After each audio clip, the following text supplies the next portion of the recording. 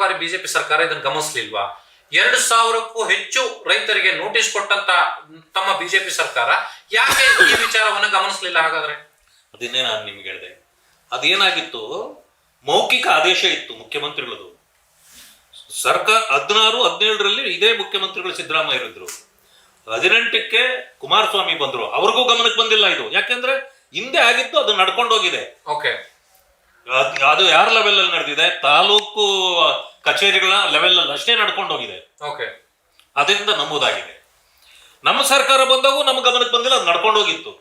ಅದು ಹೊರಗಡೆ ಬಂದ ತಕ್ಷಣ ಈಗ ಜನರ ಕಣ್ತೆರೆದಿದೆ.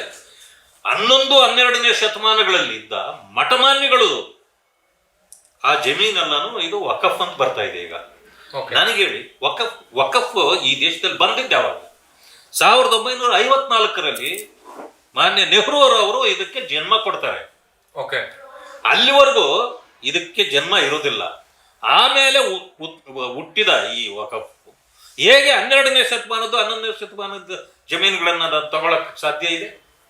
ಅಂದ್ರೆ ಇಲ್ಲಿ ಏನೋ ಪಿತೂರಿ ನಡೀತಾ ಇದೆ ಅಂತಕ್ಕಂಥದ್ದು ನನ್ನ ವಾದ. ಆದ್ರೆ ಬಿಜೆಪಿ ಯಾಕೆ ಈ ಕಮ್ಯುನಲ್ ವಿಚಾರಗಳನ್ನೇ ಇಟ್ಕೊಂಡು ಮುನ್ನೆಲೆಗೆ ಬರುತ್ತೆ? ಆ ವಿಚಾರಗಳನ್ನೇ ಯಾಕೆ ಚರ್ಚೆಗೆ ತರುತ್ತೆ ಅನ್ನುವಂಥದ್ದು ಒಂದು ಪ್ರಶ್ನೆ ಜನಸಾಮಾನ್ಯಗಳಿರುವಂಥದ್ದು. ಬಹಳ ಒಳ್ಳೆ ಪ್ರಶ್ನೆ ಇದು. ಯಾವುದು ಕಮ್ಯುನಲ್ಲು? ಜಾತಿಗಳ ನಡುವೆ ಸಮಸ್ಯೆ ಸೃಷ್ಟಿ ಮಾಡುವಂಥದ್ದು, ಅಥವಾ ಧರ್ಮಗಳ ವಿಚಾರಗಳನ್ನ ಇಟ್ಕೊಂಡು ಬಂದು ಚರ್ಚೆ ಮಾಡುವಂಥದ್ದು.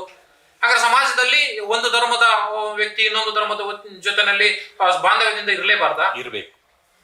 ಇರಬೇಕು ಅನ್ನೋದೇ ನಮ್ಮ ಉದ್ದೇಶ. ದೇಶದಲ್ಲಿ ಜಾತಿಗಳಿರೋದು ಸತ್ಯನ ಅಸತ್ಯನ? ಹೌದು, ಸತ್ಯ. ಜಾತಿ ಇದೆ. ಧರ್ಮಗಳಿರೋದು ಸತ್ಯನ ಅಸತ್ಯನ? ಎರಡೂ ಕೂಡ ಸತ್ಯ. ಹೌದು.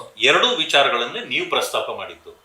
ಹೇಳ್ತಾ ಇರ್ತಕ್ಕಂಥ ಸಂದರ್ಭದಲ್ಲಿ ಆ ಧರ್ಮಕ್ಕೊಂದು ನ್ಯಾಯ, ಈ ಧರ್ಮಕ್ಕೊಂದು ನ್ಯಾಯ, ಆ ಜಾತಿಗೊಂದು ನ್ಯಾಯ, ಈ ಜಾತಿಗೊಂದು ನ್ಯಾಯ ಮಾಡಿದರೆ ಕ್ಲಾಶ್ ಆಗತ್ತೆ. ಇಲ್ಲ ಅಂದ್ರೆ ಈ ಸಮಸ್ಯೆ ಬರೋದಿಲ್ಲ. ಆದ್ರಿಂದ ನಾವ್ ಹೇಳ್ತಕ್ಕಂಥದ್ದು ಎಲ್ಲರಿಗೂ ಒಂದೇ ನ್ಯಾಯ ಇರಬೇಕು.